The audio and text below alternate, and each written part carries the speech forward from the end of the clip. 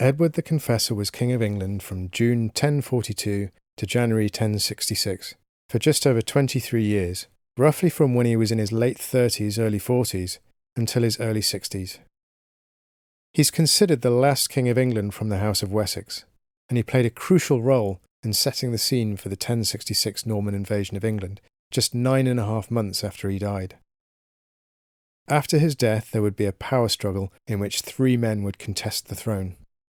Wessex Earl Harold Godwinson, the King of Norway, Harold Hadrada, and William of Normandy, with William emerging victorious. Let's have a look at where Edward the Confessor sits in our timeline of kings and queens. Right here, his long reign ending 886 years before Queen Elizabeth was crowned. Edward was born in around 1003 in Oxfordshire.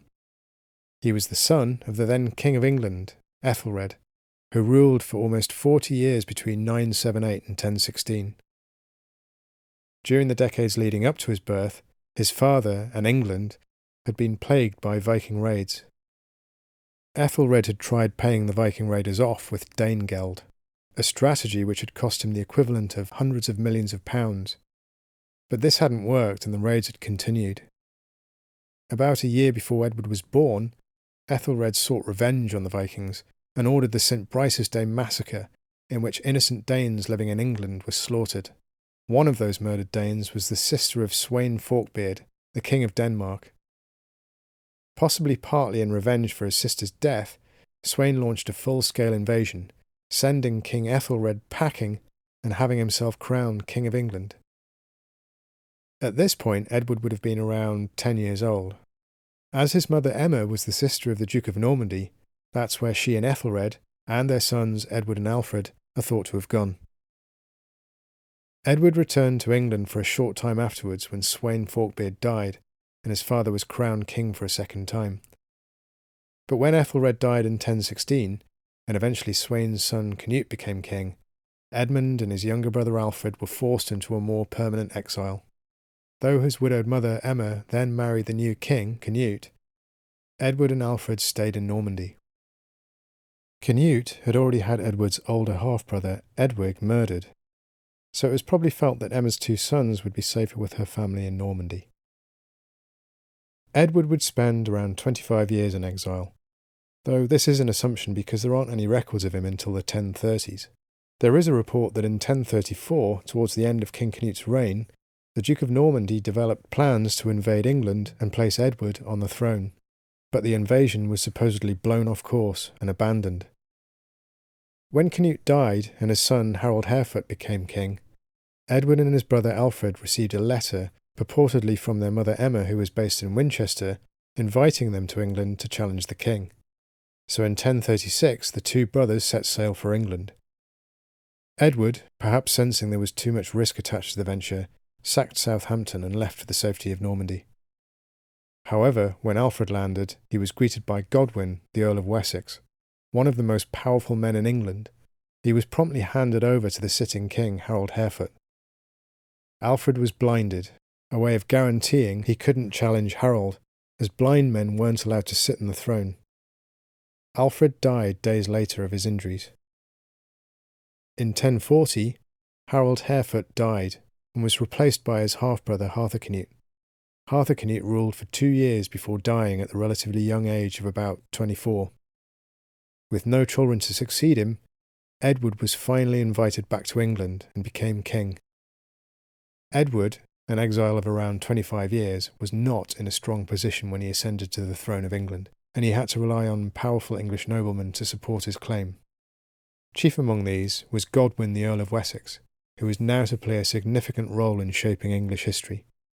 Not only would Godwin supply the Queen, his daughter Edith, who Edward married, he would also supply Edward's successor, his own son, Harold Godwinson. Even though King Edward would surely have resented Godwin, who after all, just a few years before in 1036 had handed his brother Alfred over to King Harold to be blinded and killed, it appears Edward had no choice but to seek out his support, go along with his advice, and marry his daughter. The Godwin family also more or less controlled the whole of southern England, so if Edward wanted to stay king, it must have been necessary for him to keep them on side. We don't know if Edward had to marry Edith in order to gain Godwin's support, but it's possible he eventually resented the match. The marriage was childless, leaving Edward without an heir, and in around 1051, during a crisis between Edward and Godwin, Edward sent Edith to a nunnery and may have considered divorcing her. It's possible Edward tried to exile Edith to a nunnery in 1051 because of a crisis in that year which was to prove a crucial test of Edward's power as king.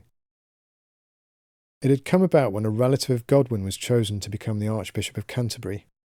Edward rejected this appointment and instead appointed Robert of Jumièges, who subsequently claimed that Godwin was illegally possessing land belonging to the church. This must have infuriated Godwin.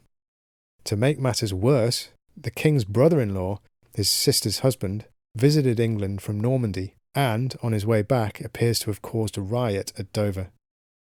Edward claimed that his brother-in-law had been wronged and ordered Godwin to punish the local burgesses in Dover. When Godwin refused and took the side of the burgesses, the new archbishop accused Godwin of plotting to kill the king. Godwin was exiled. History could have taken a different turn at this point if Edward had divorced Edith, remarried, and had had an heir. Within a year, though, Godwin was back with a big army, and it appears Edward was forced to back down. Godwin died in 1053. The future King Harold, who would lose his life at the Battle of Hastings, inherited much of his land. Edward's reputation was later cultivated as a pious, religious man, but in reality, we don't know how much truth there was in this. We know he pursued an aggressive and ruthless policy against Scotland and Wales, sending his army to defeat the Scottish King Macbeth, later immortalised by William Shakespeare, and ordering the head of a Welsh prince to be delivered to him in revenge for a raid carried out on England. Edward was in his 60s when, in January 1066, he fell into a coma and died. Harold Godwinson would later claim that Edward, on his deathbed, had asked if he would become his successor. Of course, this was entirely disputed by William of Normandy, who claimed that the throne had been promised to him when he'd visited England in 1051 during Godwin's exile. This disputed succession would, by the close of 1066, end with the Battle of Hastings, which we'll cover in a subsequent video. Not mentioned yet is Edgar Atheling, who above all other contenders in 1066 could be said to have had the strongest claim to the English throne. Edgar, an actual descendant of previous kings of England, was the king that never was. A few videos back you might recall that we covered the life of Edmund Ironside, who was briefly King of England from April to November 1016 before he died and Canute took over. Edmund's children went into exile when Canute was crowned. One of his sons, Edward the Exile, had a son, Edgar Atheling, who was alive in 1066 when Edward the Confessor died. As we'll find out in a subsequent video, Edgar was actually chosen as the next King of England when Harold Godwinson was killed at the Battle of Hastings. Lacking an army, though, he was never able to back up his claim. Just under a century after his death, Edward was canonised as a saint by the Pope and given the name Edward the Confessor, supposedly to reflect the fact that he'd led a saintly life. Then again, it's perhaps a coincidence that William the Conqueror and his descendants staked their legitimacy on Edward the Confessor's own endorsement. Being endorsed by a saint is certainly not going to do any harm to that claim. Edward was buried in Westminster Abbey, which he himself had founded, where his remains lie to this day. In our next video, we'll cover the life of Edward's successor, Harold Godwinson, the last Anglo-Saxon king to sit on England's throne. Please remember to hit the subscribe button below to receive an alert when we upload our next video. You can also support us using Patreon using the link below.